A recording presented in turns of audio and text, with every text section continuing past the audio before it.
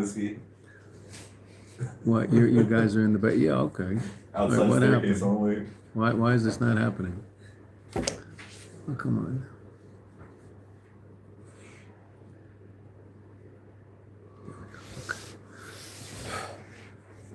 Okay. I'm looking forward more to tonight and tomorrow night and all that. Are you praying somewhere? Yes. In the Beit Shemesh. Your family there? There's Jewish people. No, not Yeshiva. It's about a community. That's cool. I know it's a little bit of a hike. Oh, walking.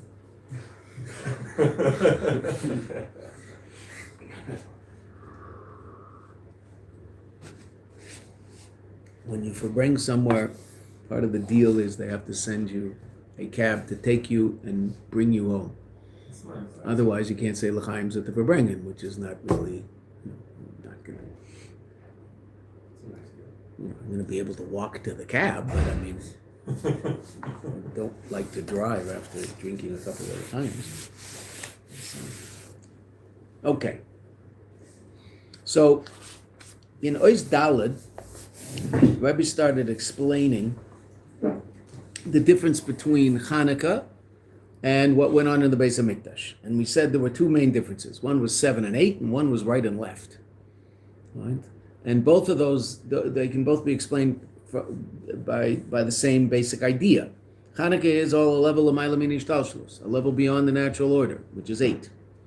Right? And so that's why they're dafka, that's why it's an 8-day holiday. Right? And why is the menorah or Hanukkah put on the left as opposed to the right? So that we haven't seen the answer completely yet. We've seen the beginning of the answer, but not completely. Okay. So we read this yesterday, but I'd like to start from 4 lines up on Kuf Aleph. We read over to the next page, a few lines, but just to get a running start on where we'll get our explanation as to why right and left.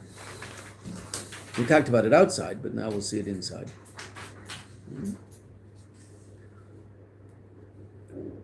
The Rebbe talked about the level of Vahavaya Yagia Choshki, a level beyond Havaya, and when we say that, it's no longer here.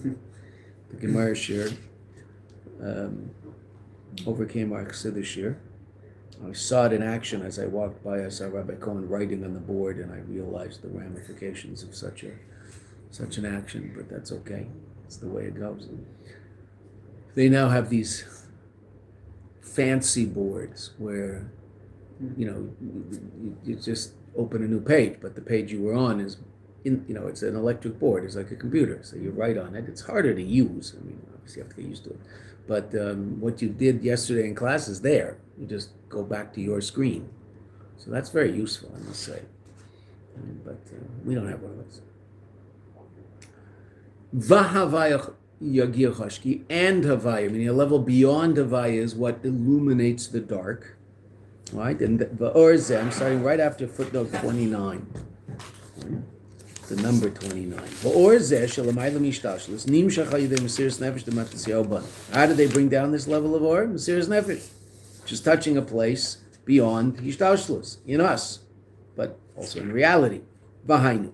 Now the Rebbe is going to explain milamayla lamata, milamata lamayla. That's the last thing we saw yesterday, from above below and below above. It's going to start with below above. V'hainu shashaychus to or zeh, the relevance of this light, ima choshech, shahaya az, that was then the choshech of the Yevonim, the Greeks. He b'shnei inyanim, 2 different ways in which the light from above affects the darkness below. Milamata lamayla, milamayla lamata, from below above and above below.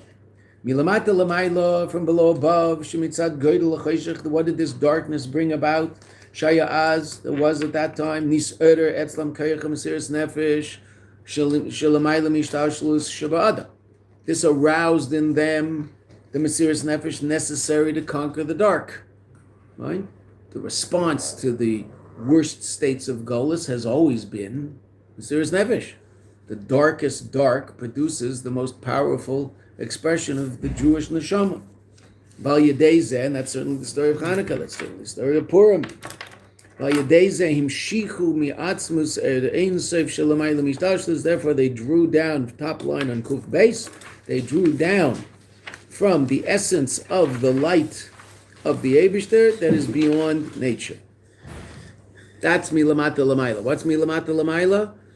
The darkness below aroused in the Yidden, the Mesiris Nefesh, necessary to bring about the miracle. That's from below above. So then we're able to illuminate the dark based on that Veata, based on what we had accomplished.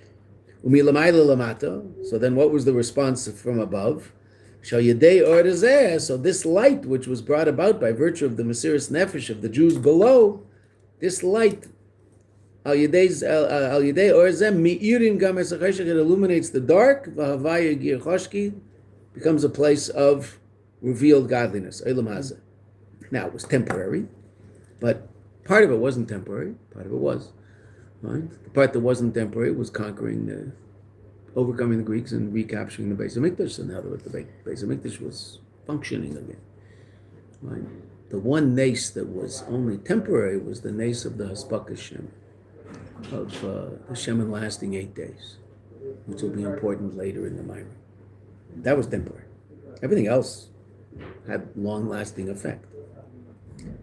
I mean, obviously the fact that it lasted 8 days had long-lasting effect to the extent that we still have a holiday. But in the world, that happened once.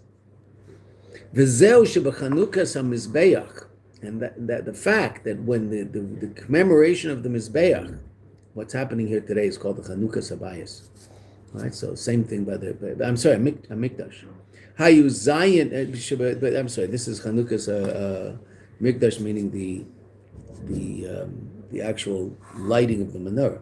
Hayu Zayin Neres u'Makema B'Darim, that the lighting of the Chanukiah in the Mikdash, since it says Chanukas HaMikdash and not Menorahs HaMikdash, was Zayin Neres, which had 7 candles, 7-branch menorah. U'Makema B'Darim, and its place was in the south, which is Yamin.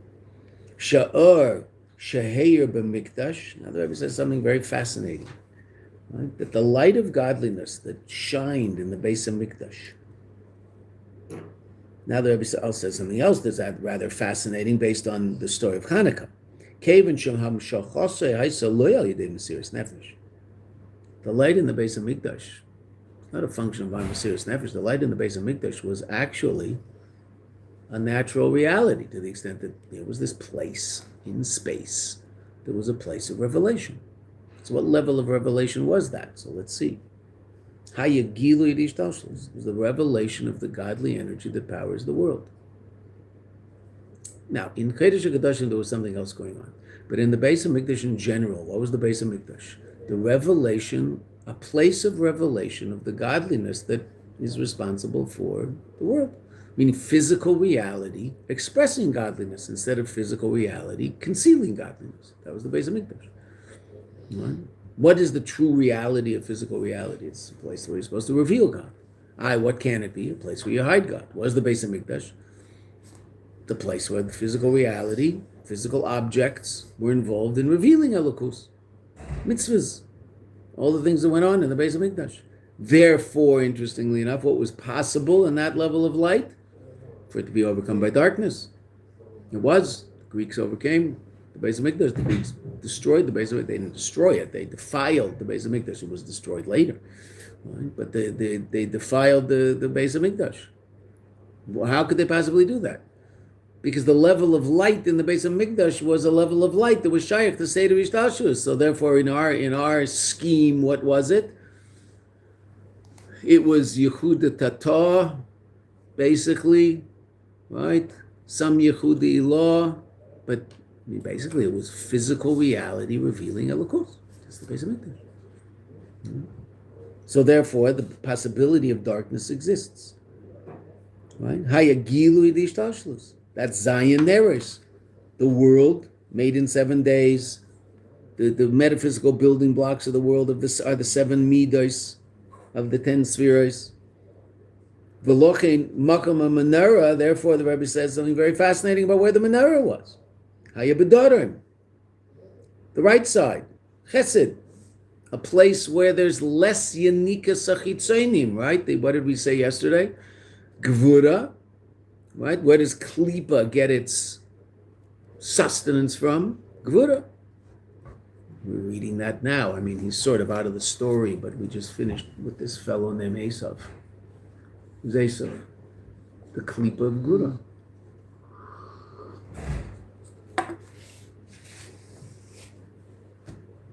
Very powerful if harnessed. Mashiach is all about harnessing the koyach of Esav. That's why Yaakov went to see Esav. He wasn't told to go see Esav. Went to see Esav, and he met Esav. He could have avoided Esav, right? No, he didn't want to avoid Esav because he thought that Esav was ready for Mashiach. Then he met Esav and said, he's not ready for Mashiach. Right? So therefore what? So I'll come to Seir. Esav invites him to Seir, right? He says, I'll come. When's he going to come? Rashi on Chumash. I assume we asked that question yesterday. I'm going to come be Mez Mashiach, but not now. I'm going to come. Last pasuk in the Haftarah last week. I'm going to come, but not now. Can't come now. Yaakov thought that after all his work in Lavan, he had brought about the ultimate bearer of the world, and the world was ready for Mashiach. Met Esav and said, no, not yet. Then what? First Rashi, first pasuk. Rashi on the first pasuk in this week's parsha. What does it say at the very beginning? It's already Sheni. We should have learned Rishon. V'yeshev Yaakov. What does Rashi bring? Bikesh leishev b'shalva. He wanted to sit in calm. In other words, what did he want? Mashiach. It should be calm. Kafetz alav rugzay shel Yosef. What happened? The whole story of Yosef. Because clearly that story was what set the table for Geula. Mm-hmm. We're ready yet. Right? That story ended up bringing about the first major Geula in the world, Geulas Mitzrayim. Right? Yosef goes to Mitzrayim and everybody follows Yosef to Mitzrayim. Yosef understands what's going on. Yosef is the dreamer who understands the interpretation of the dreams, understands that it all has to happen somehow through him. Right? The first dream is that they're all doing the Aveida of Elam Hazeh, which is Ma'ached Yehudim, right? Bringing the many into one. What are they doing? They're making sheaves of wheat, making many, many different things into one, right? But they're all bowing down to Yosef, right? What's that? You and I do our Aveida, and who elevates our Aveida? Yosef a tzaddik. The tzaddik elevates our Aveida to an even higher level than we can take it. We have to do our Aveida, right? The tzaddik doesn't do our Aveida. We do our Aveida. But the tzaddik is going to elevate it to a higher level. Right? But in the end, it all has to happen through Yosef, even though Yosef is pushed aside by Yehuda in the end. Because really it happens through Yehuda. Who does Mashiach come through? Who's Mashiach? What Shevet? Yehuda. David is Yehuda. Mashiach's Yehuda. Right? Yosef is Mashiach ben Yosef. Yosef is Purim. Rachel. Binyamin. Mordechai is Ish Yemini. Mordechai is from Binyamin. It's a partial Geula. Right? It's the Geula of Yosef. It's the Geula of that part of reality. But the ultimate Geula is through Yehuda. Right? That's why who's sleeping with Yaakov all these years? Who's next to him? Who's next to Yaakov in Maras Machpelah? Leah, Yehuda, not Rachel, Yosef. Leah's there. That's the ultimate zivug of Yaakov. Even though in the story it's pretty clear it's Rachel, no, but ultimately it's Leah. I mean, who's been together with him for the last 3,600 however, you could do the math. Right? Whatever the math is. Right? You can figure it out, it's not that hard, right? Yaakov passed away 210 years before we left Mitzrayim. We left Mitzrayim. Sorry, no, not 210 years. He passed away 193 years before we left Mitzrayim. We left Mitzrayim in 2448. So you guys do the math. I'm not doing that math. Right? 2348 minus 93. So that's 55. 2255. He passed away in 2255, right? Okay, 2255 is 3,531 years ago. Yaakov was buried in Maras Machpelah 3,531 years ago. When did Leah pass away?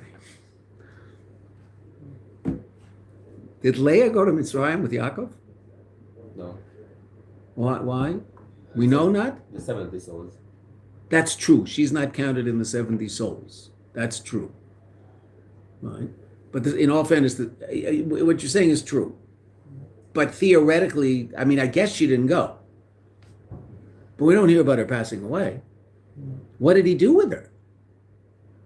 I guess he took her to Maras Machpelah. She's there. If Leah passed away while Yaakov was still in Eretz Yisrael before he went down to Mitzrayim, so then obviously she went to he buried her in Maras Machpelah. Maybe that's why he apologizes to Yosef over and over about not burying his mother there, because he did bury Leah. But he never. It's so bizarre. You don't hear about Leah. What happened to Leah? Where did she go? She's the mother of Mashiach. She's not a serious lady, right? She's the mother of basically everybody in this room, right? We're basically the Jews today are Yehuda and Levi, pretty much. I was learning a sikh by the Rebbe and he was highlighting that Rockwell's line is or tzaddikim versus Leah, which is the Shiva. So what do we say about Mashiach being from a line of the Shiva? That's what Mashiach is all about. If you think about where Mashiach comes from, Yehuda and Tamar, whoa, okay.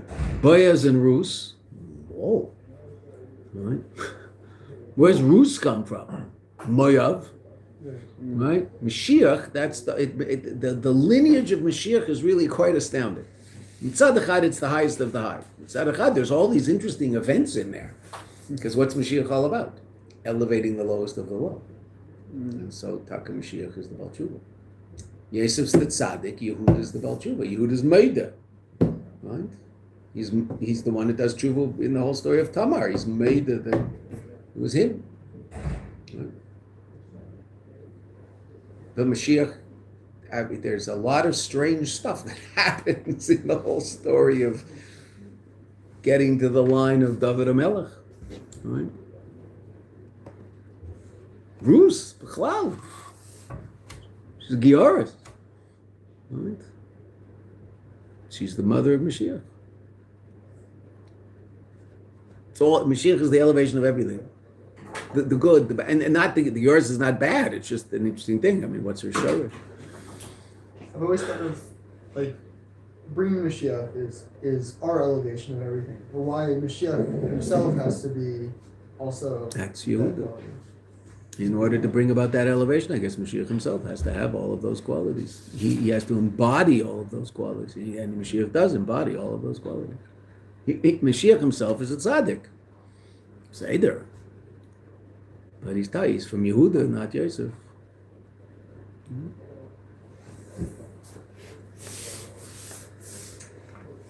That's the one sort of unfortunate aspect of the whole story of Hanukkah, is that it wasn't Yehuda and it wasn't Yosef.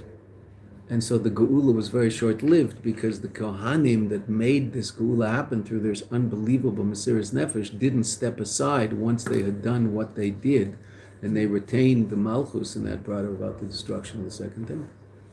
I mean, the continuation of the story of Hanukkah isn't a happy one. The story itself is astounding, absolutely astounding story. What year do we say Hanukkah happens on?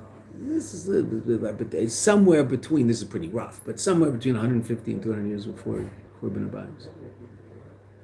So, 2,300 years ago. Late. A few hundred years after Purim. Bayis Sheni lasted 420 years. Purim was at the end of the Tekufa of the intermediate years, the 70 years between Bayis Rishon and Bayis Sheni.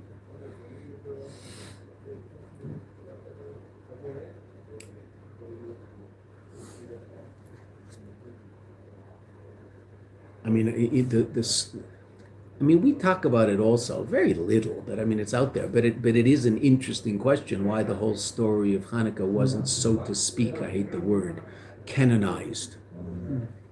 Right? Purim was. Purim's part of Tanakh. It's a late story, right? It's a very late story. Ezra and Nehemiah, that's the end of Tanakh. When are they? Purim, they're then. That's where they are. Right? So Purim got in there. There is what's it called something a Maccabee. There's something called something a Maccabee. Yeah. What's it called? There's not Megillus a Maccabee. It's I don't know. I think something like that. Right. Yeah. Sefer a Maccabee. Yeah, I have a copy of it. The first, it's actually in 5 sections. No. The first 2 sections, maybe. The last 3 sections, everyone doubts that they may have written much later. Hanukkah's an amazing story. So let's go back to the Mimer. So the Mikdash was a state of natural godly revelation. What was Hanukkah? Beyond that. So therefore, the Rebbe says something quite astounding. 3 lines up. V'lachein makam hamenaraya b'daram yamin ki be'im haisa midasa b'tzofen were the Chanukiah, were the menorah.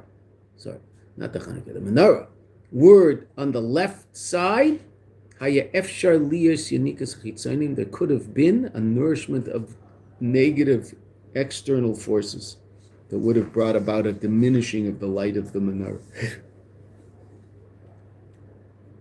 But Neres Chanukah, Shala Achre Mesiras Nefesh, and that lasts until today. Heim Ches Neres, or Shalamayla Mishtalshalus, a light beyond the Ishtalshalus, and that light, not only is it not affected by smol, Misakin Gamiskava smol. It fixes that side. We can put it on the left and illuminate the left, which is the source of the Yenikas Achitzonim. Okay. Now the Rebbe is going to explain, we're now going to begin the explanation that leads us to an understanding as to why Chaf Hey and not Chaf Dalet and what's Chaf Vav are about. Even though interesting enough, the Rebbe says that in 8 lines at the end of the Mimer. But we have to understand everything we're going to learn in Hey and Vav before we can understand that. Okay, so let's go. Val Pia Mavur Ba based on that which is explained in the Mimer. Shal Yedei Mesiras Nefesh, that through the Mesiras Nefesh to Matisyahu Bonav, Him Shicha Or, through the Mesiras Nefesh to Matisyahu and his sons, they drew down a level of light, Shalamayla Mishtalshalis, that's what we just said, Havaya de La'ela, right, that 3rd level. Yesh Leimer, the Rebbe says. Shagam Shoresh Hanes de Nitzochan Milchama, Hu Bavaya de La'ela, even that also the source of the miracle of the victory in the war, the true source of that victory is the highest level of light, which we said when we talked about the 3 miracles. We said the milchama is sourced in Elokim, right? Yehuda Tata. The finding the Shemin is sourced in Shem Havaya. But Havaya de la Tata, Yehudi Ilah, the 8-day miracle, 7-day miracle, the 8 days of burning, that was Havaya de Leila, that was a completely transcendent level of Einad Milvade. Okay. That's what we said. So now the Rebbe is going to say, okay, that's true, and that is true. That's how it expresses itself in Elam Hazeh. But what's the true source of every one of these miracles? The highest level. I understand. So then what's the difference between Chavdal and Chafeva? Oh, we'll see. There's the way in which there's the true source of the miracle, and in all fairness, the Rebbe is going to show this. It does make perfect sense, especially because we just explained why did we win the war? Bottom line, Alpi, the panemius of it all. Why did we win the war? What was that which granted us the ability to win the war? Arousal from above. What? An arousal from above? Well, but what did we just say? There was an arousal from above, but that was a response to our arousal from below, which was our Mesiras Nefesh. Oh, so it was our Mesiras Nefesh, which is coming from the highest place. That Mesiras Nefesh ultimately brought about the victory in the battle. Oh, but that's expressed in very gashmistic terms, as opposed to our Mesiras Nefesh also producing this incredibly spiritual and lofty and transcendent miracle called light burning for 8 days, oil burning for 8 days. Okay, so what's the difference between all these three levels? The difference is not, so to speak, the ultimate source of the miracle. The difference is how the miracle, how that level of godliness expresses itself. Okay, let's see.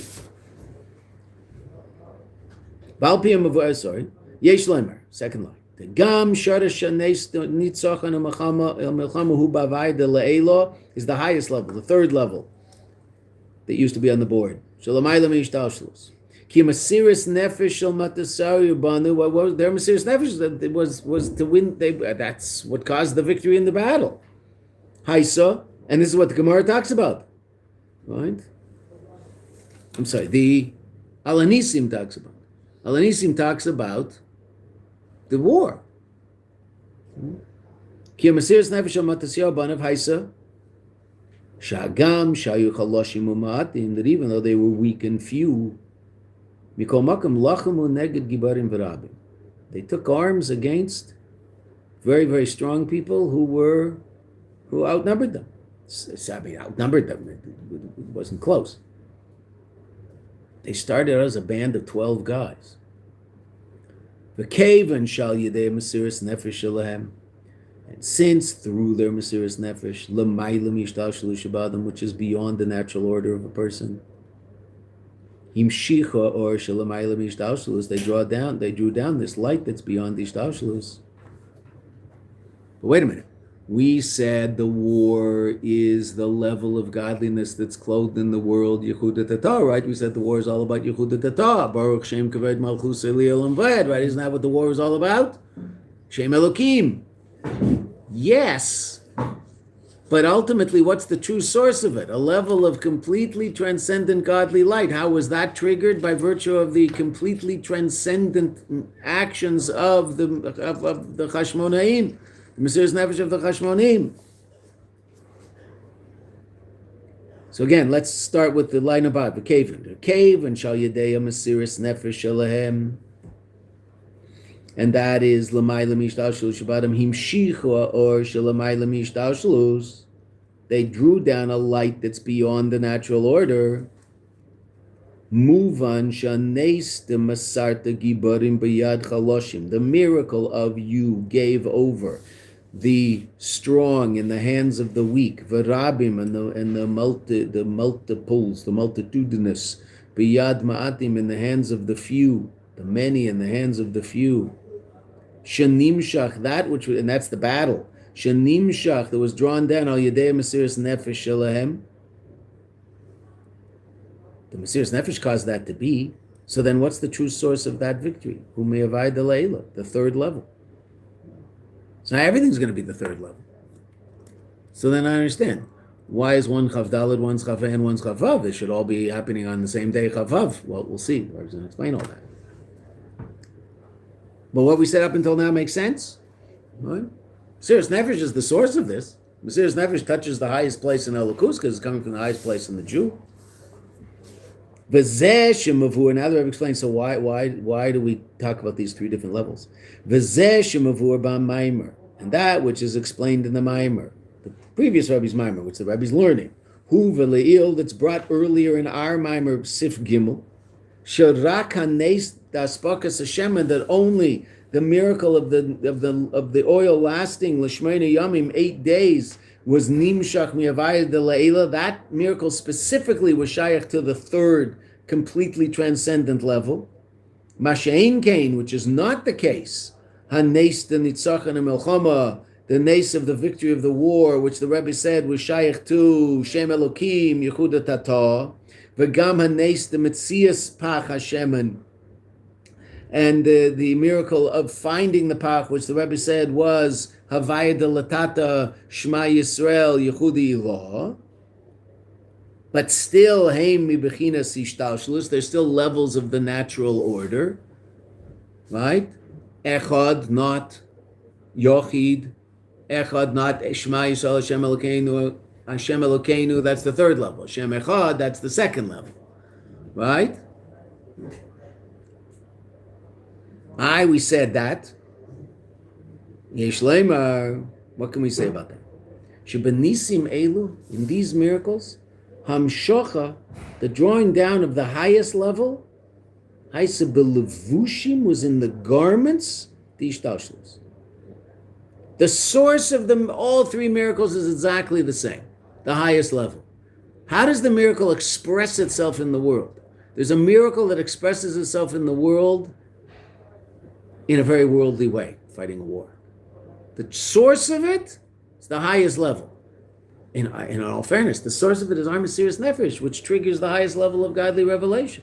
Okay, but that highest level of godly revelation is clothed in worldly activity, fighting a war. And the Rebbe is going to explain later, and it's really quite amazing. Generally, when we talk about Mesiras Nefesh, this is the way it is, and there is no other way. Okay, in other words, there's no opposition. There's no opposition in the war? Of course there was opposition in the war. Were they aware of the opposition of the war? Of course they were aware of the opposition of the war. They were sitting in their houses plotting how to win the war, right? I mean, the Greeks are over there and we should go over there and we'll go around here and, you go left, fake left, go right. I'll fake it to you and you go long and I'll throw it to you. They planned the whole thing out. Okay. So there's a menagid. There's an opposition. But the source of it is all Mesiras Nefesh, which is that place in you and I where there's no opposition. How does that work? Because that level of our connection to the Eibishter was clothed in the realm. The Rebbe is going to explain all this. Was clothed in that realm in which there is an opposition. Let's see how that works. So that's the war is the most powerful expression of that highest level being expressed in Gashmis. Finding the Pach Shemen is also ultimately Seder Ishtalshlus. It's not that the Pach Shemen just appeared miraculously. No, we had to find it. I guess we were looking for it. And then the miracle that's completely and totally transcendent of nature. So the Rebbe says, Sham Shochaisa belevushim, the Ishtalshlus. Right before the parentheses could come in Sivvav. 6 lines up in the fat lines. Aval Shorsham. What's the source of these miracles? Humiyavaya de La'ila is the highest level. Okay. That's the basic point the Rebbe wants to explain to us, and he's going to explain it to us for the next page. Now that's really interesting. That means everything should be chavav, but okay. Because everything's chavav. V'yesh leimer. Shezeu gam, and this is also the Rebbe says, mihatayim malzeh. One of the reasons, sheba maimer, that in the Frierdiker Rebbe's maimer, sheba maimer zeh kai lashito, is going in accordance with the position, sheyom tiv de Chanukah, that the holiday of Chanukah, nikva, was established, gam al hanes de nitzachon ha-melchama, also on the miracle of the Melchama. Because what's the source of we saw that machlekes. Is Chanukah all about the oil lasting 8 days, or is Chanukah also about the nitzachon ha-melchama? So if you say Chanukah is also about the nitzachon ha-melchama, and you're telling me that nitzachon ha-melchama was a completely different metaphysical reality than finding the shemen burning 8 days. One is a completely transcendent godly thing, and the other is some relatively mundane level of godly meddling in physical affairs. So then why am I celebrating the Melchama? I should celebrate the real miracle. The real miracle is the shemen. No. According to the Daya that says you're also celebrating the Melchama, so that's what the Rebbe is saying here, which is an amazing idea, that the Melchama is on the same level as the Haspaka said, Shemen L'Shmani Yom. The fact that the oil lasted 8 days and the Melchama, it's all coming from the same place. It's all miraculous. It's all unbelievable revelation of God. It's just the revelation of God in different ways. The revelation in the Milchama is that godliness being clothed in nature, and we had to go out and fight and do whatever had to be done. And the miracle of the oil, absolute open miracle. But what's the source of both? Same place. That's why we're celebrating both. Wow. Okay. Yeah. Okay.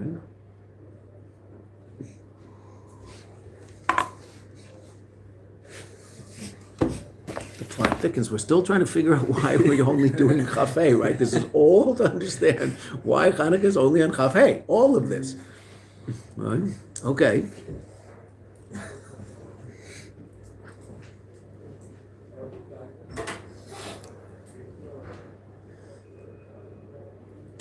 So again, starting from Mihatamim. Mihatamim al zeh, shem b'maimer zeh kai, that this mimer is relevant to the shita that holds she Yom Tov Chanukah nikva gam al hanes nitzachon milchama. Right, on where the holiday was established also because of the victory in the war. It's the Rambam. Bichdei l'ramez, in order to hint.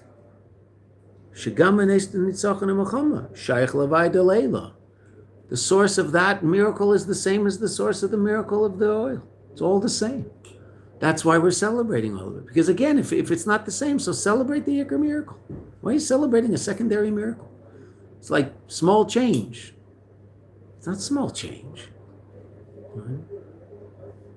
It's more physical, but it's just as godly. That which the Yom Tov of Chanukah, hu b'mispar shmeina, is 8 days. Yemei de Chanukah tamnia inun. The Rebbe is quoting the Gemara. The days of Chanukah tamnia. A taf in Aramaic is what in Hebrew?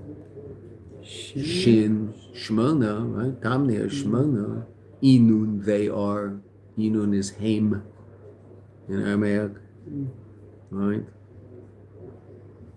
A timnon is an interesting sea creature. Which sea creature do you think would be called a timnon? Probably not. An octopus. Right. Yeah. Timnon means 8. Right? 8 legs. What the Eibster had in mind when he was doing that, I have no idea. But okay, say it. Timnon. So you can always remember a taf and a shin from the timnon. An octopus. He really should be called a shimnon, but then you think he was fat. He's not, right? So he's a timnon. 8 legs. Not much else. Except a very big brain, evidently. Extremely big brain. Yemi de Chanukah tamnia inun. Hu lefi shemispar zed, this number, 8, murder kanal siv gimel, as we said earlier. Al or shelamaylam ishtashlis, a light beyond ishtashlis. V'zeh Yom Tov of Chanukah, and that which the Yom Tov of Chanukah, which is an 8-day holiday, nikva, was established gama l'neista nitzachon melchama, also on the miracle of the war. Hu lefisha gama shadish d'neis zeh. That's because also the true source of this miracle, hu ba'ar shelamaylam ishtashlis, is coming from a level of light beyond the natural order. Okay. Now, the Rebbe doesn't say it here, but it is interesting. When we all ask the question why it's an 8-day holiday and not a 7-day holiday, because the shemen only burned for 7 extra days, simply, right? Again, there's explanations to say that's not the case, but simple shot. It burned for 1 day naturally and 7 days supernaturally. So then the 8th day, why is there an 8th day? So the sheet of the Rambam is what? Why is there an 8th day? What are you also celebrating? The Melchoma. No, the Meiri says finding the oil. That's his pshat. Another Rishon. The Rambam says you're celebrating the extra day because of the Melchoma. So now, I understand the Melchoma happened first. But the question is, this should be a 7-day holiday. How do we get an 8th day? So according to the Rambam, how do we get an 8th day? The Melchoma. So what's the Melchoma shayach to? The 8th day. 8. Also the Melchoma shayach to 8. Actually, according to the Rambam, the Melchoma is what makes it an 8-day holiday. Otherwise, it would be a 7-day holiday because the miracle of the Shemin was, again, in simple pshat, only 7 days. Now, Rebbe doesn't say that here, but it is interesting. Right? Now, really, of course, it's the first day, and you end up with 7 more. Okay, Seder. Okay.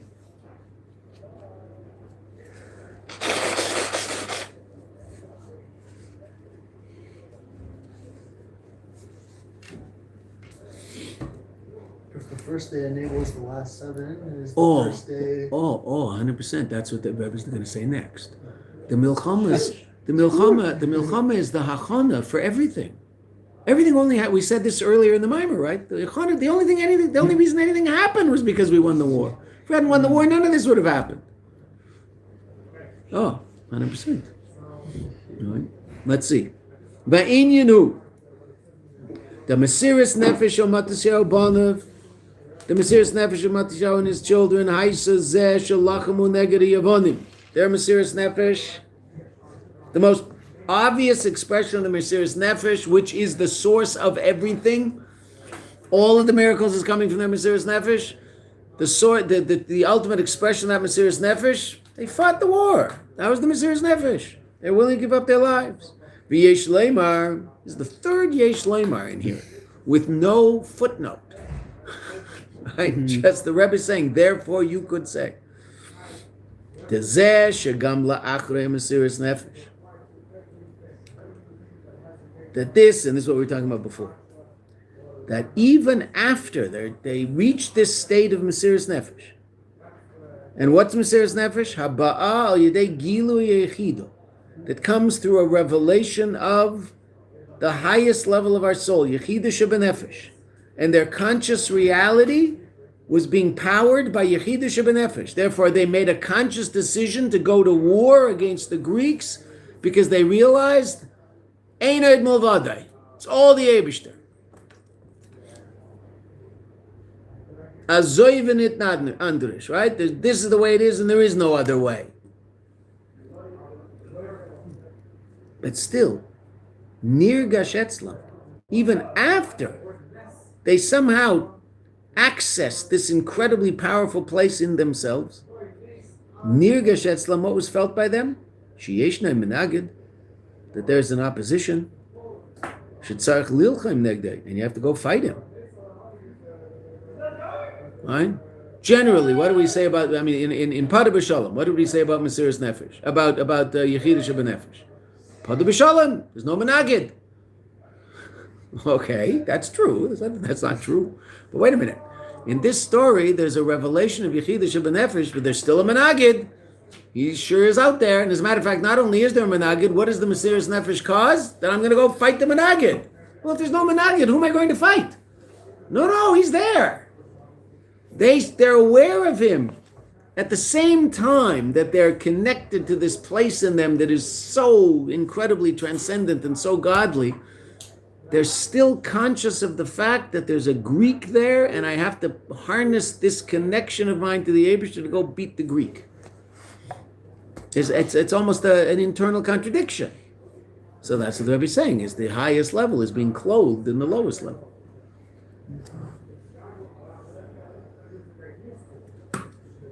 Nirgash Etzlam, after the bracket, second line. Nirgash Etzlam, parentheses. Nirgash Etzlam, Sheyeshna Menagid, there's opposition. Shetzarech Lilchaim Negdei, go fight him. Why is that? Ulafi. Why are those two things happening simultaneously? Ulafi Shegilu Yechidah. This revelation of Yechidah that they were experiencing, Haya Ba'ofen, was in such a way Sheshayach L'Keiches Hagiluim Denushama, that it was relevant to the revealed powers of the soul. In other words, there seem to be, and this is what the Rebbe seems to be teaching us at this point, there seems to be different ways in which Gilui and Nefesh can be revealed. There could be a revelation of Gilui and Yechidah Shebenefesh. Yechidah Shebenefesh could be revealed in such a way that I'm not aware, consciously, I'm not aware of any existence other than godly existence. And when I'm talking about Avodas Hashem, so that's Mistama, where, when we were talking Pada B'Shalom, we were talking about davening and learning and mitzvah, right? So in Avodas Hashem, what place might I reach? Ein Od Milvado, it's all the Eibishter. You're davening. What should you be aware of? Eibishter. Right? Halavai. Right? Okay. But then there's also a level of Yechidah Shebenefesh that's going to express itself in the revealed powers of the soul. Meaning the revealed powers of the soul are going to be kalim for the revelation of the highest level of the soul. What's that? How's that going to express itself? That I'm still aware of the reality that I find myself in. I'm aware of the fact that there's a milchama. It's not panda b'sholem. No, there's a milchama. Aye, but b'yechida shebenefesh isn't shaykh to milchaman, but b'yechida shebenefesh shaykh to sholem. No. It's being revealed in my conscious reality. So, and this is really interesting based on the whole idea of Yehuda Tata, what we said earlier. In the realm of Yehuda Tata, in the realm of the world, in the realm of the reality where the Chashmonaim have their own conscious reality, what's shining into that conscious reality? Yehuda Shebenefesh. But it's not being mevatel their conscious reality. It's not nullifying their experience of the world. It's simply illuminating it so they can go emerge victorious over the world. They go to battle. They go battle the Greeks. They were in a place where they didn't. When the Frierdiker Rebbe was in jail, what did the Frierdiker Rebbe say he did? They don't exist. Right? That was he said. That was his modus operandi. That they don't exist. They're evil, and evil doesn't exist. Yiddish benefesh. There's nothing else. Therefore, what would the Rebbe do? If they told him to stand up, he'd sit down. If they told him to sit down, he'd stand up. If they told him to turn right, he'd turn left. He wouldn't listen to anything they said. Why? They don't exist. He said that. He wrote that was how that saved his life. When he went into jail, they interrogated him in one place, and then they told him to go down a hall and turn right or left, whichever it was. Say right. Turn right, and that he'll sign into the jail if he turns right. Well, if he had turned right, there was a bullet waiting right. He turned left. If it was left, there was a desk. He signed into the jail.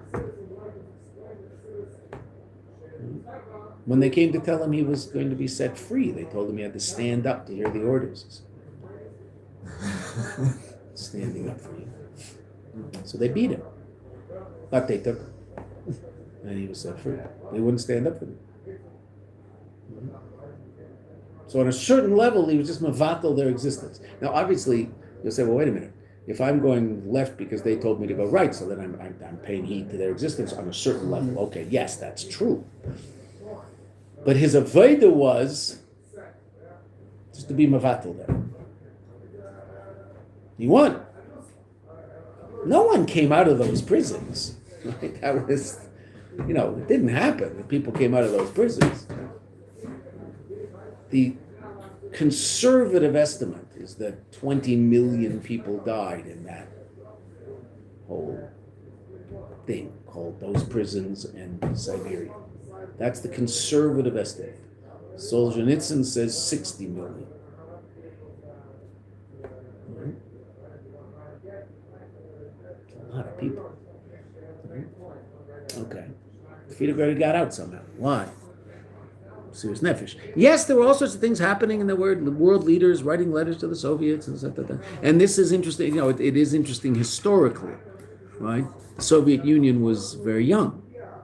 Right? The Soviet Union had been around for 10 years, 12 years, and was not recognized as a legitimate country by most countries in the world, and were asking for legitimization. They wanted legitimization, right? So there was a certain leverage that the Western governments had, and one of the things they used that leverage for was to get the Rebbe out. Okay, that was the real politic of it all. There's also the Rebbe's Mesiras Nefesh, on the ground.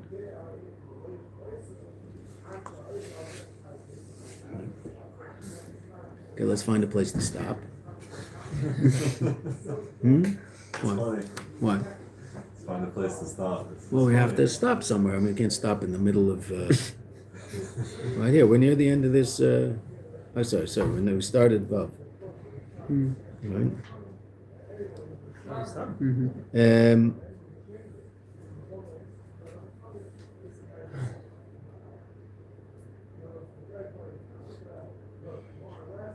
Okay, we'll do it quickly. We're going to go up to footnote 32 on the top of the next page. We'll just read it quickly and then we'll go over it again tomorrow.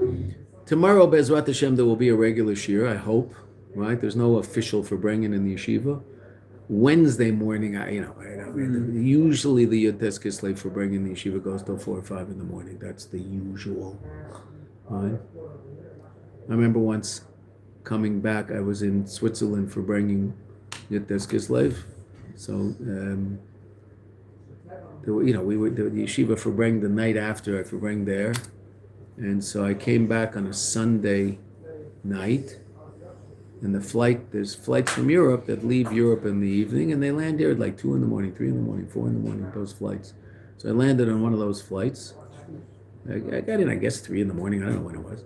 And I got in a cab and came straight to the yeshiva, and I caught the end of the Yoteska Slay Farbrengen in the yeshiva. The guys were just dancing around at the end, like, sort of, no one had any koyach to talk anymore. So they were just dancing around. They were like, 15 guys and a couple of rabbis just dancing around a little.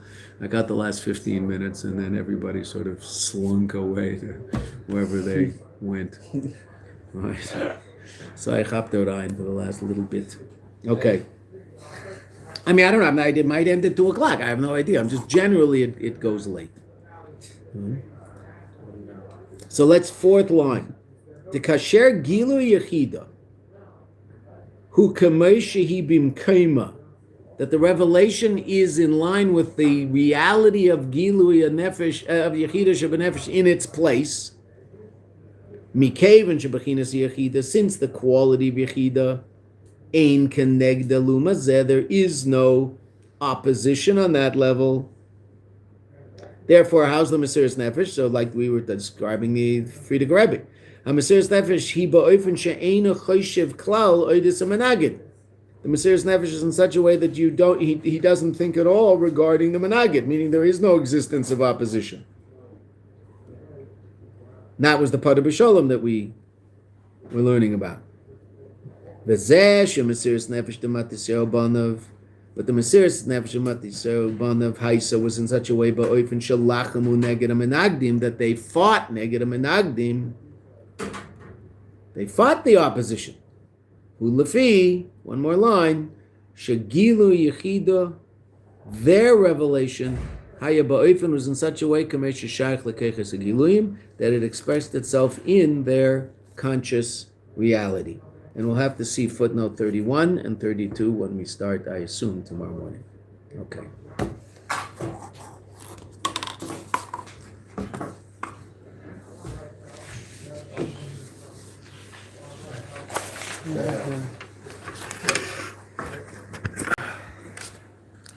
Izzy, we had one of those great house owner moments last night.